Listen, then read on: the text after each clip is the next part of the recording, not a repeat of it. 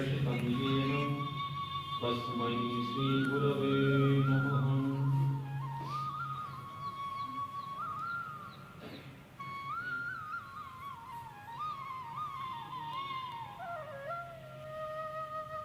सत्संग की महिमा विशेष रूप से गोस्वामी तुलसीदास जी ने बड़े अद्भुत तरीके से प्रस्तुत की।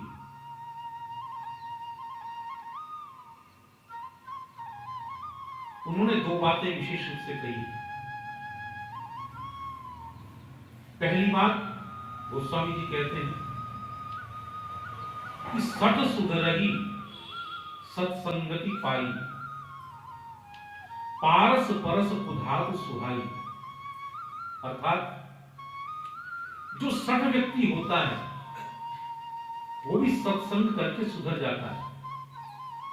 अर्थात अच्छा संग उसे मिले, साधु पुरुषों की संगति में बैठने से, संत जनों के चरणों में बैठने से वो सुधर जाता है। सठ सुधरही सत्संगति पाई। ठीक उसी तरह से जैसे पारस परस कुधातु सुहाई, जैसे लोहा पारस का स्पर्श करके स्वर्ण बन जाता है, उसी तरह से सठ सुधर जाता है, वो भी संत बन जाता है। लेकिन दूसरी बात गोस्वामी जी कहते हैं कि खलौ करही फल पाई सुसंगु। अर्थात जो खल होता है, खलौ करही फल पाई सुसंगु, वो सत्संग पाकर, अच्छे व्यक्तियों का संग पाकर अच्छा काम करने लगता है, भला काम करने लगता है। लेकिन मिटही न मलिन स्वभाव अभंगु, परंतु फिर भी उसका जो मलिन स्वभाव है वो जाता नहीं। दो बातें हैं, दो बातें अपने आप में बिल्कुल विपरीत जैसी लगती है। एक तरफ तो गोस्वामी जी कहते हैं कि सठ सुधर जाता है सत्संग पाकर, जैसे लोहा अपने गुण को छोड़ देता है और स्वर्ण के गुण को अपना लेता है। लेकिन दूसरी ओर ही कहते हैं खलौ करे फल पाई सुसंगु। जो खल होता है वो निश्चित रूप से सत्संग पाकर अच्छा कार्य करने तो लगता है, लेकिन उसका जो मलिन स्वभाव है वो कहीं जाता नहीं। खल में और सठ में अंतर स्पष्ट करना चाहते हैं गोस्वामी जी। सठ कौन होता है? जो सत्संग पाकर सुधर जाता है। सठ वो होता है जो किसी कारण, किसी संगति में पड़कर बुरे काम करने लग गया। उसी व्यक्ति को जब अच्छी संगति मिल जाती है तो सुधर जाता है, अच्छे कार्य करने लगता है। लेकिन जो खल होता है वो कभी भी सुधरता नहीं। वो थोड़े दिन के लिए अच्छे काम करना शुरू कर देगा, लेकिन उसके बाद में मिटही न मलिन स्वभाव अभंगु ससंगु, उसका मलिन स्वभाव जो है वो कभी नहीं मिट सकता। क्यों? क्योंकि व्यक्ति तीन बातों से परेशान होता है। व्यक्ति के जीवन में जो दुख आते हैं वो तीन कारणों से आते हैं, उसकी तीन वजह होती है।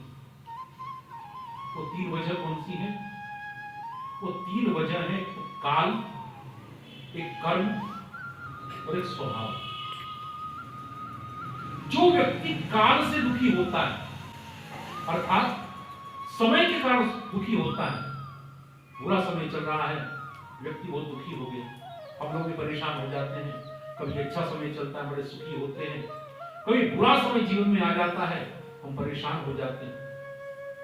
लेकिन जब बुरा समय आता है तो ये सोचकर हमें धैर्य धारण कर लेना चाहिए कि आज बुरा समय है तो निश्चित रूप से कल अच्छा समय भी आएगा। तो जो व्यक्ति काल से अर्थात बुरे समय से दुखी होता है वो आने वाले समय में सुखी भी हो जाता है, तो अच्छा समय आएगा। काल, कर्म, जो व्यक्ति कर्म के कारण दुखी होता है वो भी कालांतर में सुखी हो जाता है। क्यों? हमारे जीवन में जो भी सुख और दुख आ रहे हैं वो हमारे कर्मों का ही परिणाम है। हमने किसी समय बहुत बुरे कर्म किए होंगे जिनका फल आज हमें भुगतना पड़ रहा है बुरे समय के रूप में। हमने अच्छे कर्म किए होंगे, उन अच्छे कर्मों का परिणाम हमें अच्छे समय के रूप में मिलता है। हम जीवन में दुख भोग रहे हैं, ध्यान देना, हम जीवन में दुख भोग रहे हैं तो अपने बुरे कर्मों के कारण। हम जीवन में सुख भोग रहे हैं अपने किए हुए अच्छे कर्मों के कारण। तो हमारे किए हुए बुरे कर्मों का समझ अवधि जब समाप्त हो जाएगी और हमारे किए हुए अच्छे कर्मों का जब समय प्रारंभ होगा तब सुखी भी हो जाएंगे। तो हम यदि कर्म के कारण दुखी हैं तो भी सुखी हो जाएंगे। हम यदि काल के कारण दुखी हैं तो भी सुखी हो जाएंगे। लेकिन जो व्यक्ति स्वभाव से दुखी होता है वो कभी सुखी नहीं हो सकता। जो व्यक्ति स्वभाव से दुखी होता है वो हमेशा अच्छे कार्य में भी कोई ना कोई अवगुण निकाल लेता है, बुराई निकाल लेता है। सब कुछ अच्छा चल रहा है, भगवान की बड़ी कृपा है, उसमें भी व्यक्ति दुखी रहता है। क्यों भाई दुखी क्यों हो?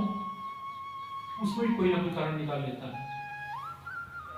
जैसे एक बार सेठ जी बैठे हुए थे अपनी दुकान पर, पास में मुनीम जी बैठे हुए थे। तो मुनीम जी से सेठ जी ने पूछा कि मंदी का समय था, कोई ग्राहक नहीं था।